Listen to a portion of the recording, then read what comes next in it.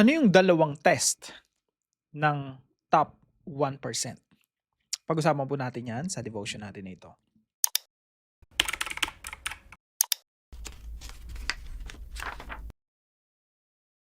Magandang araw po sa bawat isa sa inyo. Welcome back to our 365 Daily Devotions Bible Characters Edition. Binabati ko po muna si Ma'am Rizali Meneses, Zian Baserdo, and Arnold Castillo. Maraming salamat po sa inyong pagsubaybay dito po sa ating mga devotions araw-araw. Na yung pag-usapan po natin ay continuation ng istorya po ni Gideon. So, pakita ko lang po muna sa inyo itong ating picture dito, no? The Book of Judges, the downward spiral of evil. So, from Othniel, Ehud, Shamgar, Deborah, Gideon. Kay Gideon po tayo ngayon. Siguro po hanggang bukas, tapos natin yung kay Gideon and then dumiretso po tayo kay Samson. So, dito po nakita natin yung cycle ng bayan ng Israel under Judges. And pagkatapos po ni Samson, yung kasunod po niyan ay kay Samuel na, no? And then nagkaroon na po sila ng mga kings. Mga hari na po ang namuno sa bayan ng Israel pagkatapos po ng mga judges. So ito po yung mapa natin. Pagkatapos po ng mga kings, maraming tumalo sa kanila na mga empire. Kaya pagdating ni Jesus Christ, yung king nila, si Herodes na, no? At hawak sa leeg ng mga Romano. So, yan po yung background.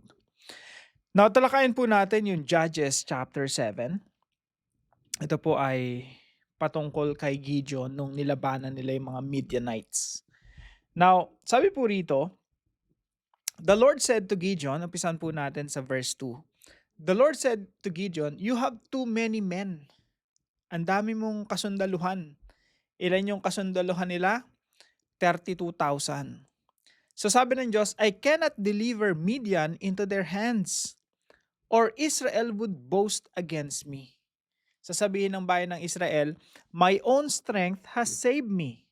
Yan ang problema sa bayan ng Israel, no?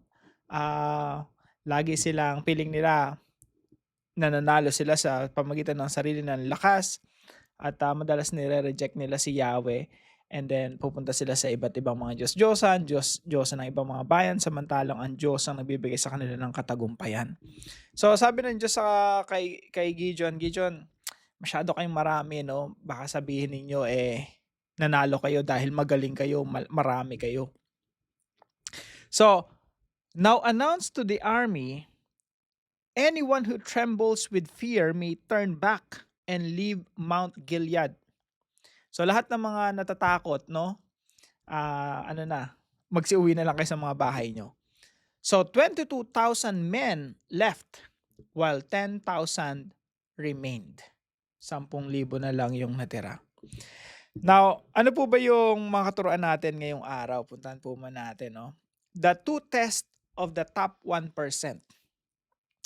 Dito po sa devotion natin, pag-aaralan po natin yung dalawang tests na ginamit po ng Diyos para salain yung mga kasundaluhan na dala-dala ni Gideon para labanan yung mga Midianita.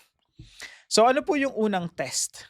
Number 1, the fearfulness test. Ito yung test patungkol sa sino ba yung mataapang talaga, no? Sino ba yung duwag? Sino ba yung nagtitiwala talaga sa Diyos? Sino yung umaasa lang sa kanilang mga sarili? Ang goal po nito ay tanggalin yung mga taong hindi nagtitiwala sa Diyos at nagtitiwala sa sarili nilang kalakasan. So, those who fail to trust in God. Kasi nga, kung wala kang tiwala sa Diyos, titingin ka lang sa sarili mo.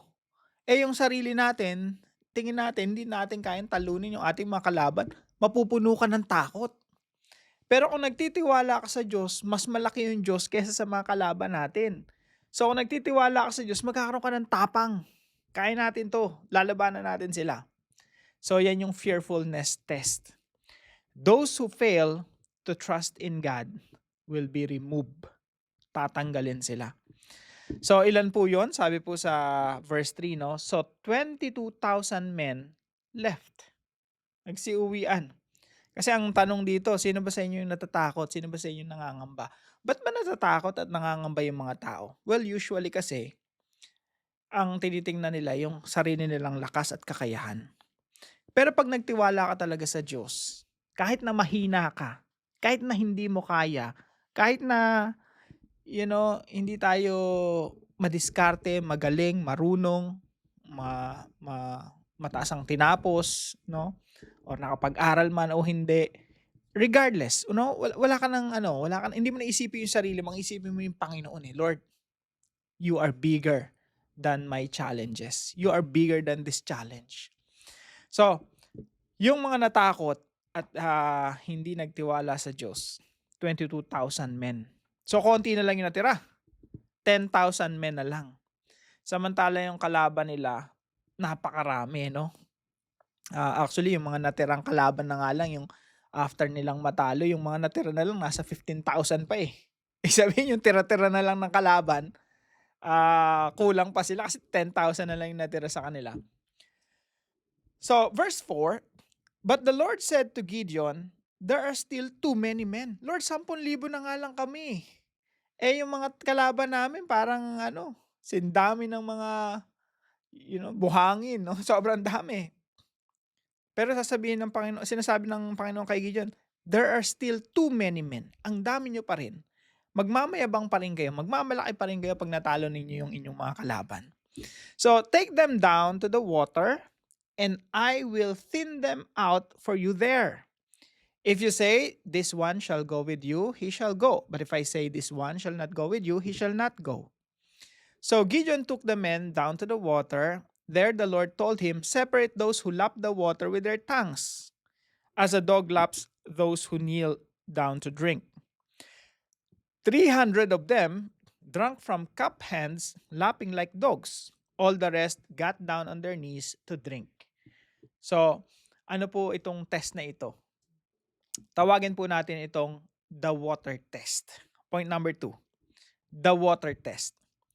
Those who cannot control their appetite must be removed. Ano po ibig sabihin nito? Yung mga Israelita po kasi nung pumunta sila siguro ang haba ng paglalakbay nila, pagmamarcha nila, uhaw na uhaw sila. Pagdating nila doon nakakita sila ng tubig. Yung iba hindi makontrol yung appetite nila, yung desire ng laman. Talagang sumubsob na doon sa tubig at nakaluhod at sinubsob na yung kanilang mga muka. Pero yung mga disiplinado, according sa ibang mga interpreters, no, yung mga disiplinado, alert pa rin, vigilant pa rin, prepared pa rin for ambush. Umiinom sila ng gamit yung kanilang mga palad, no? Parang nililik lang nila yung tubig. So, kahit na siguro uhaw na sila, no, gusto na lang mag-swimming doon, pero vigilant pa rin sila, no? Tapos umiinom sila ng tubig. Yun yung mga taong nakokontrol nila yung appetite nila. Those who cannot control their appetite must be removed. And I think may reason talaga bakit ganito, eh. Kasi alam niyo po, pag binasa niyo yung kasunod na chapter, yung 300 na yun na napili, talagang uuhawin pa uuhawin pala talaga sila ng Diyos. Gugutumin pala talaga sila ng Diyos, alang-alang dun sa misyon, no? Kaya nga po, pag binasa niyo sa Judges chapter 8 verse 4 and 5, sabi rito, "And Gideon came to the Jordan and crossed over, he and the 300 men who were with him, exhausted yet pursuing." Sa Tagalog po, nanghihina na gutom na sila, ngunit nagpapatuloy pa sila. Bakit? They're not controlled by their appetite. They are the ones who control their appetite. Discipline po yung tawag ron. Kahit naman sa atin ngayon, no, pag pinasapan natin yung appetite, 'di ba minsan ang hirap ko talagang kontrolin. Pag masarap yung pagkain, kain tayo ng kain. Wala tayong disiplina, no? Ako, pag na-stress ako, nag-stress eating talaga ako, kain ako ng kain. Kaya nga naglagay ako ng poster dito, yan. Dito lang sa likod ko pag nakaupo ako dyan. Nakalagay dyan, "A man who cannot control his appetite cannot control his life." Pag hindi mo makontrol yung appetite mo, hindi mo control yung buhay mo, hindi maayos yung buhay mo. Lalaki ka ng lalaki, if hindi mo control yung sugar mo, magkaka-diabetes ka, hindi mo control yung all kinds of appetite. Yung appetite kasi hindi lang yan sa uhaw at sa gutom. Fleshly desire, mga gusto ng laman. At ang gusto ng laman, lagi tayong inihiwalay, inilalayo sa misyon natin at sa kalooban ng Diyos sa ating mga buhay.